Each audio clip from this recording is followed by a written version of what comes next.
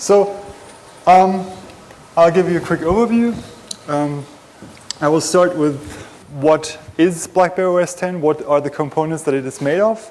Then we'll look at ground zero, which is QNX 8. We'll look at examples of possible local privilege escalations, the remote attack surface, persistence on the device and monitoring facilities, as well as isolation that is called BlackBerry balance in this scenario, and I'll present some quick conclusions. Okay, so first of all, traditionally BlackBerry OS from BlackBerry OS 4 to BlackBerry OS 7 has been running on some weird embedded operating system that is proprietary to RIM. On top of this operating system, you have a Java virtual machine, and all the applications that are running there are actually Java applications in a weird format. Now, without any exploits, there was no way to run native code on the old BlackBerries. This even held for malware. I think there was one example of BlackBerry malware that is documented somewhere in Saudi Arabia, and that actually was written in Java as well. So later on, RIM decided to add WebKit to stay competitive with other touch-based devices. This was when the Torch came out. And in order to do that, they had to add a POSIX layer to the platform, which looks really, really weird if you reverse engineer it and see how that is pieced together. So in Pwn201 2011, when we first attacked the BlackBerry, that was the thing that we went after because WebKit has a great attack surface, and this POSIX layer gave us the at-home feeling. I mean, you could have gone after other things as well, image parsing and other things, but this just was more convenient. And with BlackBerry OS 10, things have completely changed, and you're feeling even more at home now because RIM, or BlackBerry as they have called themselves now, have started using QNX as a foundation. So QNX is an embedded operating system that before was, the main use of this operating system was in cars, in telematics units, and other embedded devices. Then at some point they were bought by a company called Harman, and later they were bought by RIM. Now, for the smartphone environment, there's some significant augmentations to QNX. And on top of the kernel and the userland, you have a very weird mix of things running. So there are parts of the personal information manager that are written in Python. So you have like a mix of Python, Qt stuff, and Adobe Air applications running on the operating system. For instance, the settings application and the weather application are written in Air, as I think is the engineering screen, which we'll go into later. Moreover, there is an Android runtime for which you cannot install APKs directly, but you need to convert them into so-called bar files.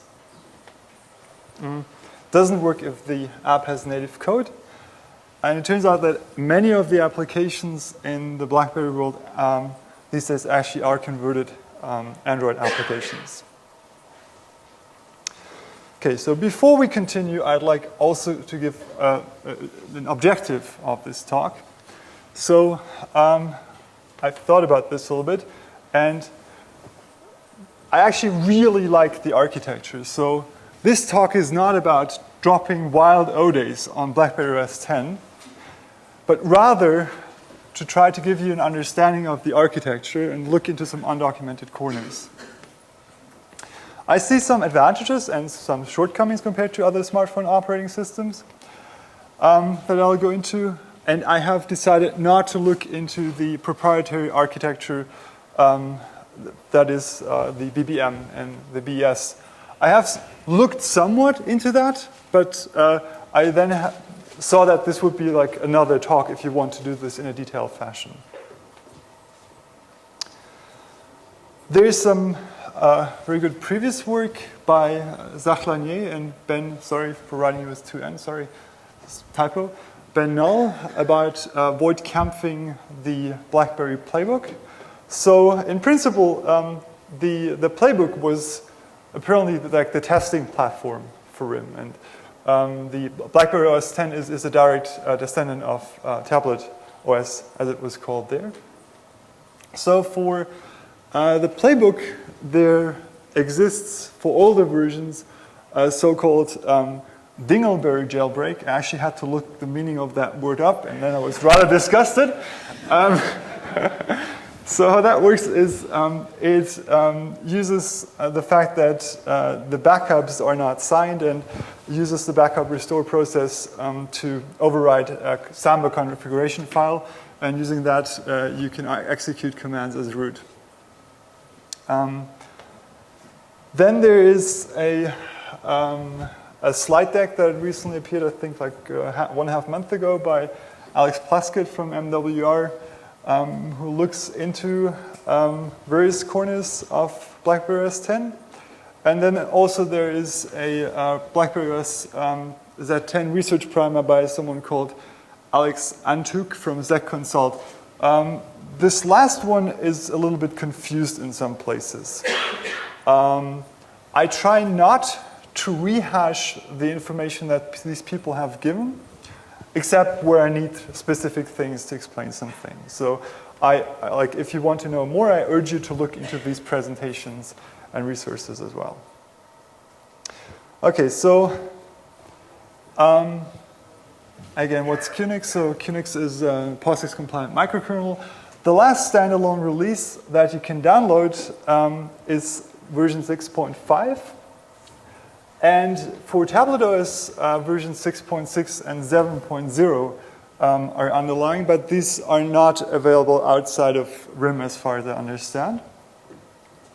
And there's another interesting thing which is called the QNX Car2 platform, which is will be used by Porsche in Bentley, and this is also based on QNX 8.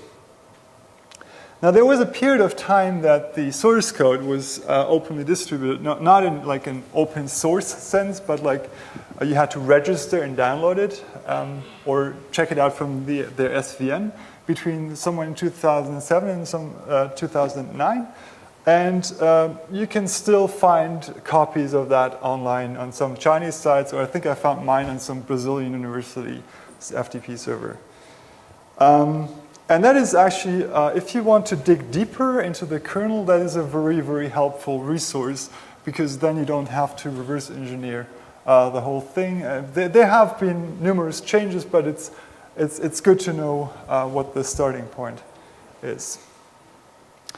So what are the responsibilities of this microkernel? This is very basic. So as microkernels work, they only have very basic functionality. So what this thing does is basically message passing, memory management, process management, and debug and tracing if you have instrumentation enabled. Oh, and process loading, of course.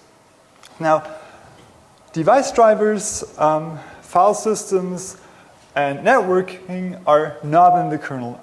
All that runs as user space daemons. So if you look at it, you have this thing down there running in ring 0, and all of the things, I mean, these are just examples that will run on these phones. Of course, there's lots more things going on. But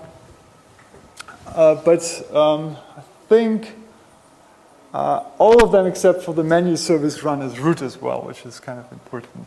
So they all run in user space. Then there's something that if you're used to POSIX operating systems but you've never seen QNX before, this will look weird for a second, but it's a very important mechanism in the system. This is the QNX persistent publish subscribe system, which basically gets mounted into root PPS, and this gives processes and threads on the system asynchronous communication abilities with persistence beyond reboots. So in QNX, the data that is stored here is usually binary. For QNX 8 in BlackBerry OS 10, they actually have JSON encoding all of that data. I think the same was the case in the playbook as well. So this is also a central storage for many system settings. Think of it also like kind of like a registry for some things as well. Here from the Windows world. Now, the really interesting thing is how they have solved the challenge of granting fine-grained permissions. So every smartphone operating system does this differently. Some don't do it really at all. But for instance, like Android has these intents, and you can grant fine-grained permissions, for instance, for the camera or address book when you install an application. And how BlackBerry OS 10 has a gazillion permissions, and how they're actually mapped to the operating system layers by a process called authman. And this basically maps the permissions or capabilities to access control lists. So someone apparently here was a really big fan of the POSIX 1.2e ACLs. So if you look at the file system, like every second file on average will have an ACL attached to it. And in most cases, that's actually done dynamically by authman. And how this works is by the application requesting permissions through a device, and authman granting them according to configuration files which are stored in etc authman. And in this, you can actually have like macros for other things. So for instance, if you want access to the personal information manager, I think, or private or personal information manager, then you have this access PIM, right? And this gets expanded to these macros, some of which you see down here, and also to PF rules. So BlackBerry or QNX 8 integrates the OpenBSD packet filtering framework, and authman dynamically, if you give certain rights, will insert filtering rules according to these rights. So as you see, you get two new rules for localhost, and you get to access 2 files additionally. Okay, so the methodology for analysis. If you want to start out, you want to start out with something where you already have root, right? So the easiest way to do that is to take the BlackBerry device simulator, which is actually a VMware image, and that's basically the whole thing compiled for x86 instead of ARM. And by just opening the VMDK files in Vim in binary mode and editing a couple of bytes, you can get yourself root in there. Then there is so this tool didn't exist when I started, but now there is a tool called Sashezi, I think that's how it's pronounced, by some Crackberry 4 member, xSasha. And with this, you can basically generate download URLs for the system and for the radio files for all of the different versions of BlackBerry OS 10, so all of the different carriers. So you just give it like an MCC and MNC, and then it gives you the URLs for that particular firmware, and the model, of course, because I mean there's several different models of these, and then there's the one with the two models with the keyboard. And the second step was to enable development mode on the device, and then you can log in as SSH as dev user. So what I did for BlackBerry Balance, I was actually somewhat, when I read the documentation for the first time, I was actually quite amused because the minimum requirements for the instances are, I think, like over 16 gigabytes. And you need to, at least to the documentation, you need 3 of them. So I spun up 3 EC2 instances and wasted a couple of dollars for a week.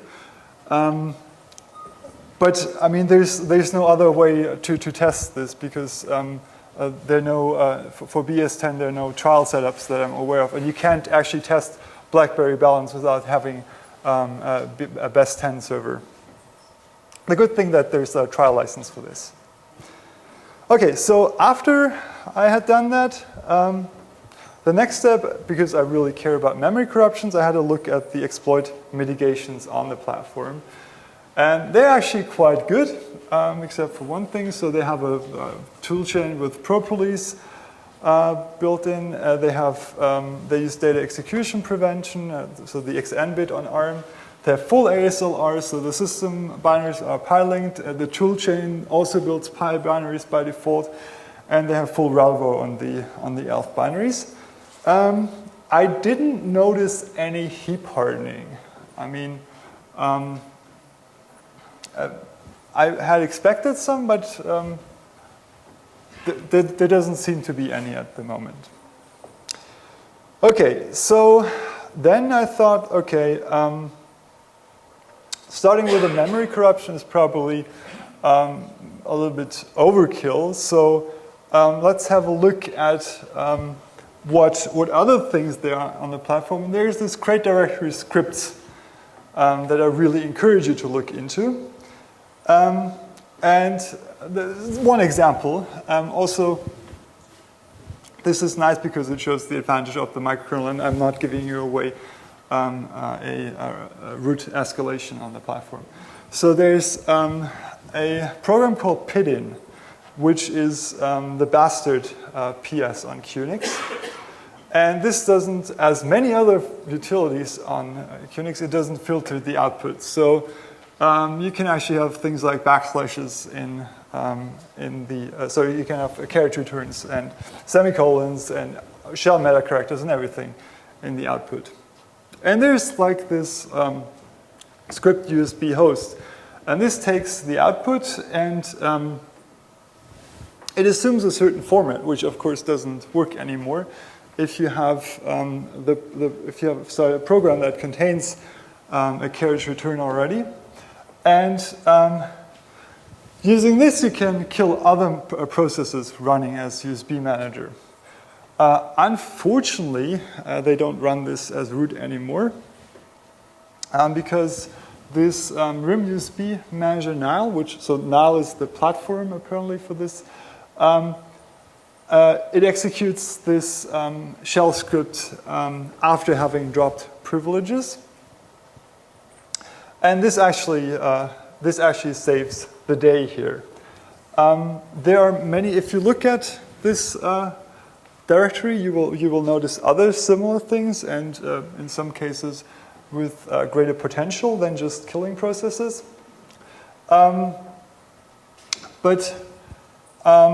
What I started noticing was that from 10.0 to 10.1, RIM really seems to have realized that running so many things as root is not a good idea. In each release you see that they take some away, and this really mitigates these kind of problems.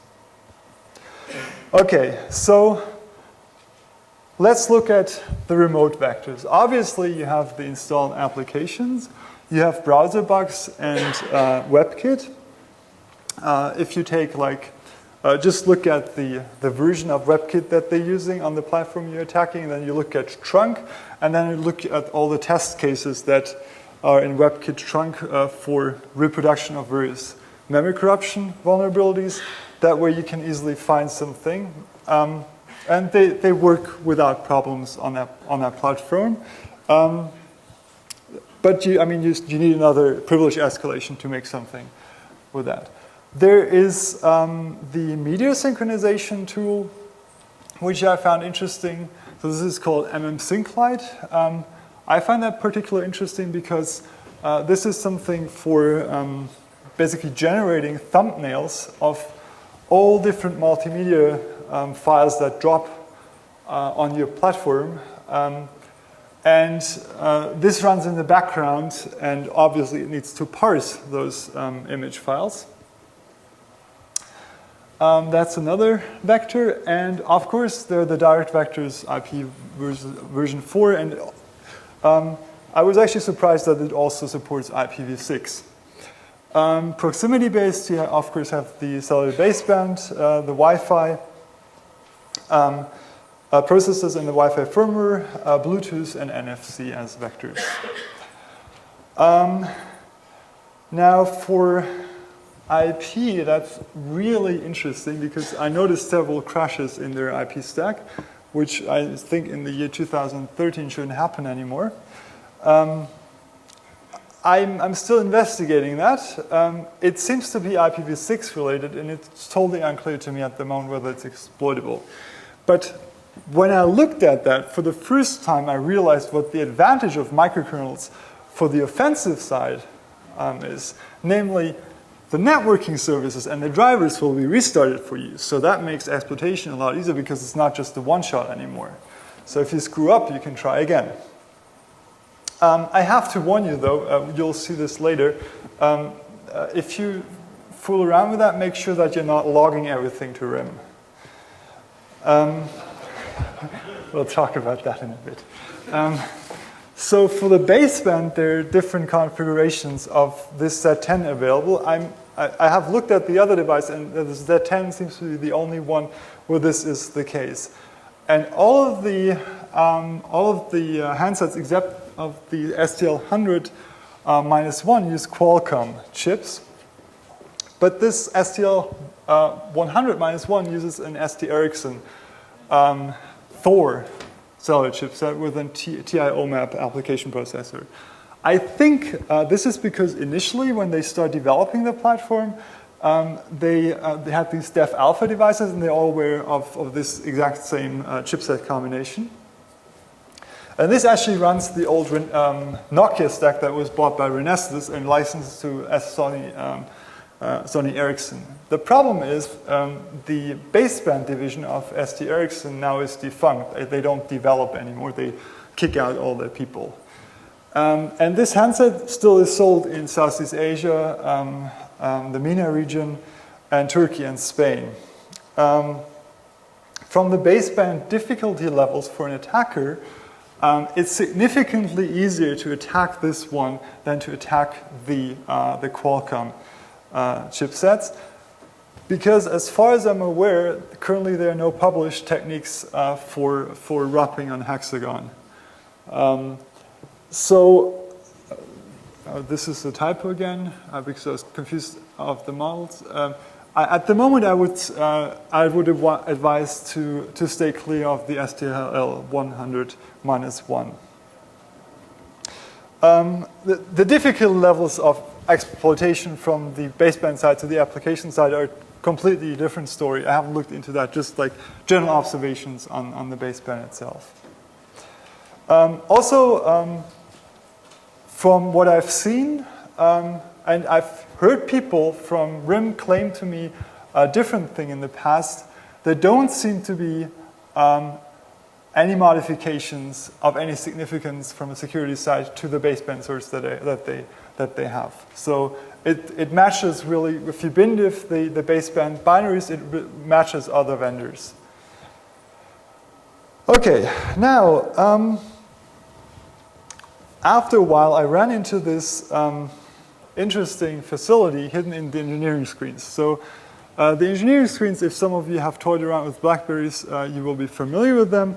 This is basically a special mode where you can look at, like, say, your cell environment or various parameters for Bluetooth and so on.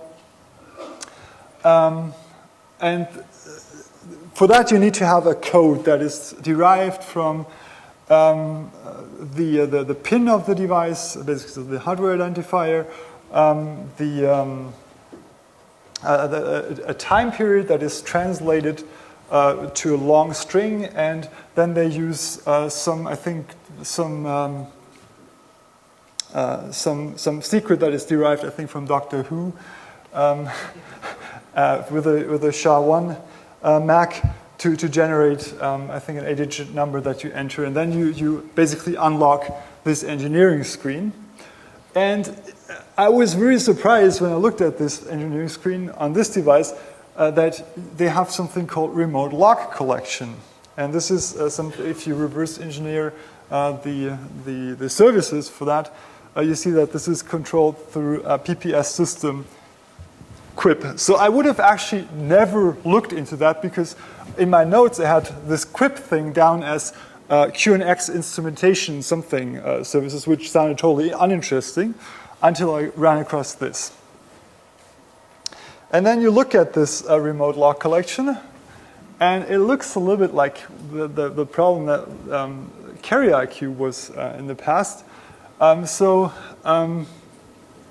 You basically can capture screen, or in certain cases, screen captures can be made. They allow you not to notify you when these diagnostic events occur. You can have raw memory captures. You can capture voice and audio, and this sampling of network traffic is actually running TCP-DOM for an hour and then sending it back to RIM. I was not amused at that time. Now, however, then you look more deeply into that, and you see that this is linked to something called libforensics.so. And this is actually, these are the functions that this library offers. And this hooks into the BBM application, into the camera application, NFC libraries. There's something called a thermal flight recorder, apparently, so to log the thermal data of the handset. And sensor services, which, funnily enough, from this I found out that they have a device for face detection, And then the question for me was, like, how easy is it to actually enable this? And it turns out that there's actually some cryptographic protection for this. And there's several classes that you can be in. You can be a RIM employee, can be a carrier tester. And they have tokens that are signed and verified. Actually, they're signed a little bit obfuscated. The tokens that they store are a little bit obfuscated and signed. And I found it somewhat curious that the path that they have for the individual tokens is the download directory. So if you accidentally download something as QUIP-auth, then the next time you can be introduced to this logging facility. And if no valid token is found, there's a list of different carrier tokens that is tried. And also there's an override property that you can use to force enable this, apparently. And then you look at example tokens just to see what the general setup of these is. And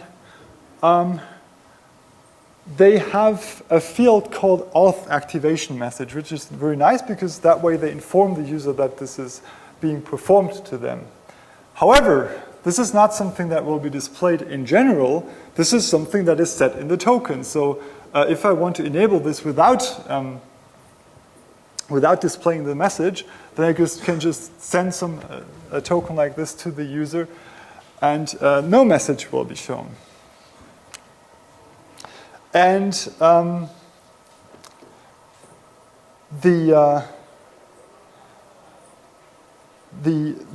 really interesting thing is that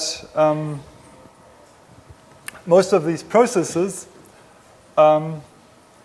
that deal with the crypt functionality also are running at elevated privileges. And for instance, there's something that there's a plugin for this crypt that looks at the crashes, and it looks at critical crashes. And crashes are stored in var log, and they're stored according to the process name that has crashed. And again, there's no filtering going on any of the characters, so the proc name may contain shell meta characters as well.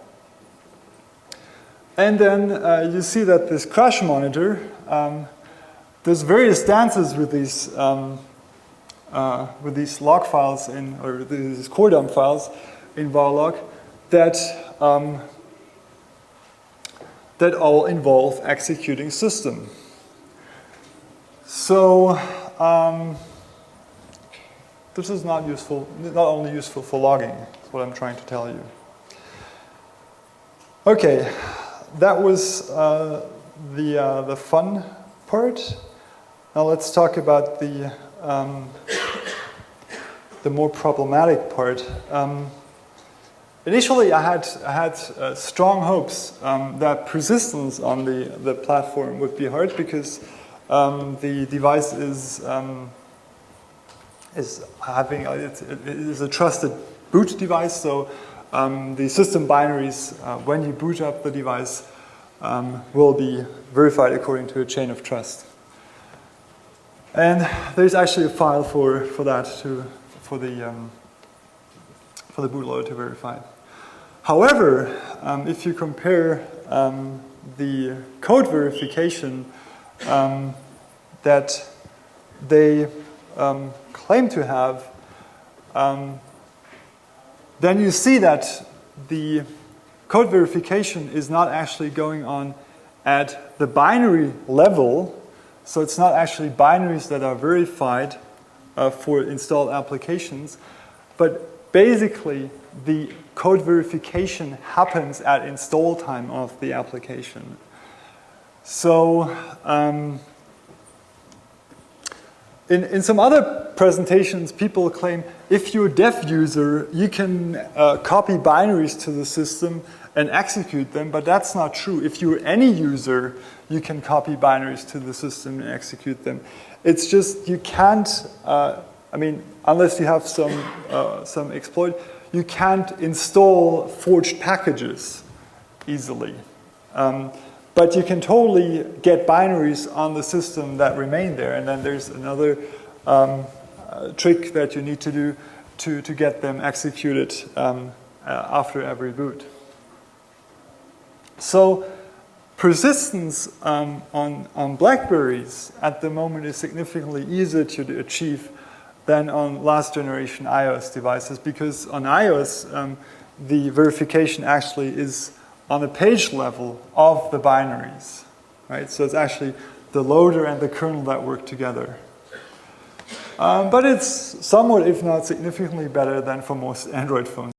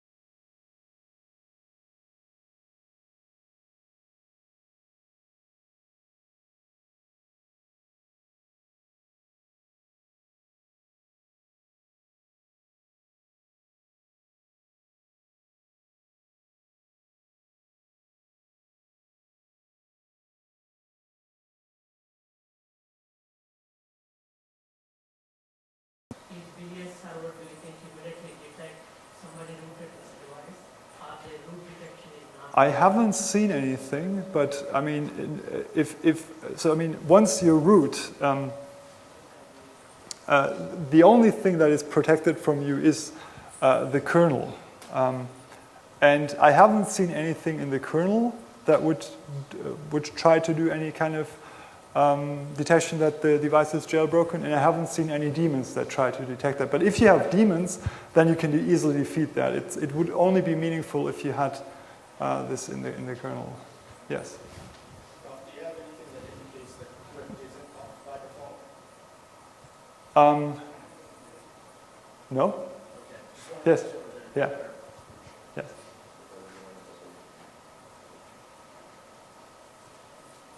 Okay.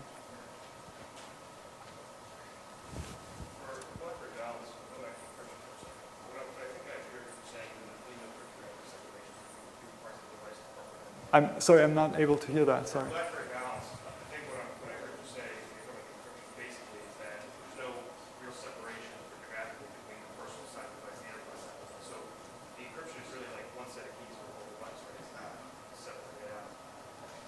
No, so things are encrypted separately, yes, but the thing is, once you have root on the device, you can also get the keys for that. That's the problem. So they will use different encryption keys for the personal side versus the enterprise side, but the problem is that, once you root, you're able to debug the process that is using those keys.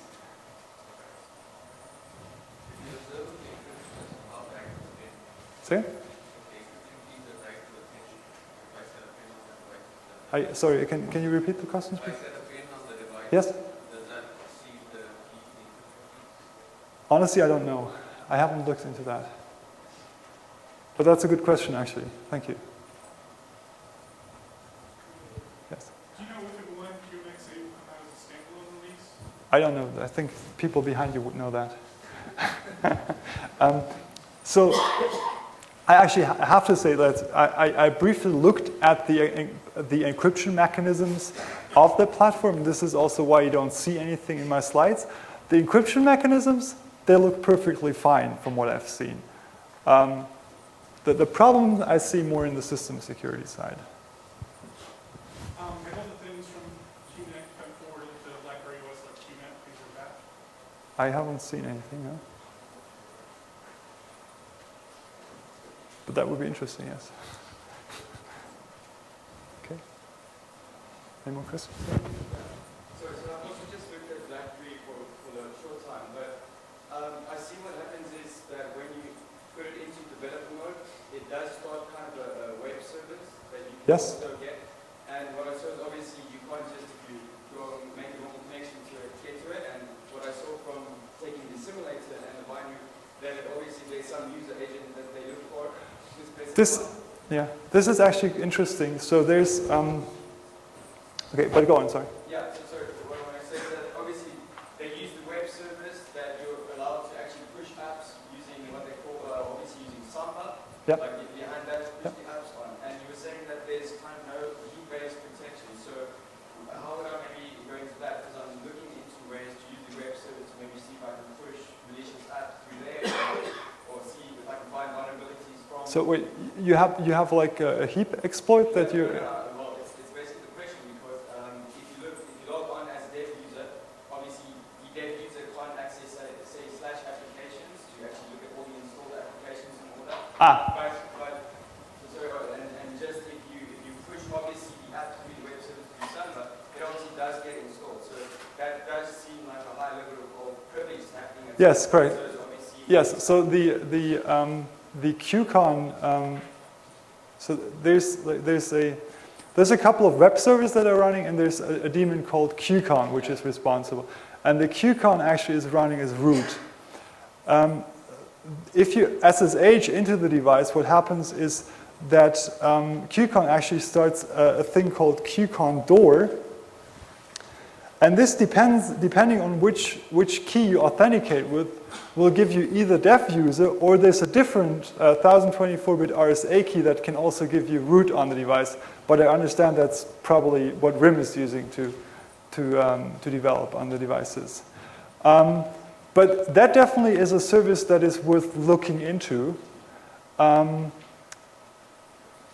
As for the web servers themselves, I noticed so some of them that are exposed are the so-called Bosodic HTTP server, and they were running as root in 10.0, but they're now running under their own user IDs in 10.1, and there's apparently a different mechanism to make that happen, what you described, when you push an application. But I mean, that's what I was saying before. Iteratively, they try to take privileges away from all high privilege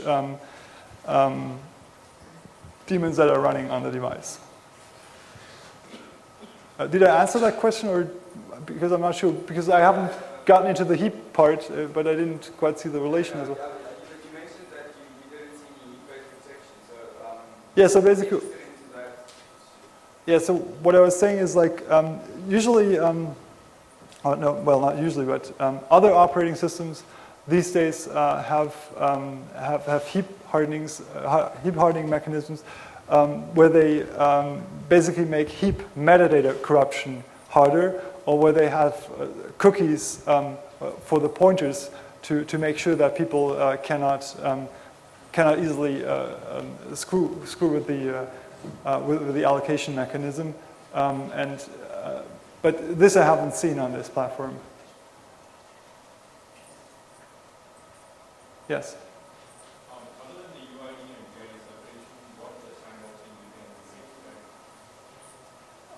better? Sorry, what would make this better? What other sandboxing do you think would make this better other than the UID UID? Well, so although the number of system calls on QNX is greatly limited compared to, say, Linux or any other more monolithic operating system, I still think it would be a good idea to restrict for things like a render process, like for WebKit, the things that it can do. So in principle, if you have a render process, the only thing that you need to do is you need to compute a little bit, you need to read input, you need to write output. So that's just 2 system calls for you after you've set everything up. So this is, for instance, the seccomp, the idea of the seccomp sandbox under Linux. So something like this would be a good idea, or the more fine granular thing that you have with Acid Linux or with Trusted BSD and Trusted Mac, where you actually attach paths or objects to system calls and basically have policies that say, okay, if I execute this program, I will only allow this program to access this particular path space in only these system calls. Yes. Okay. More questions?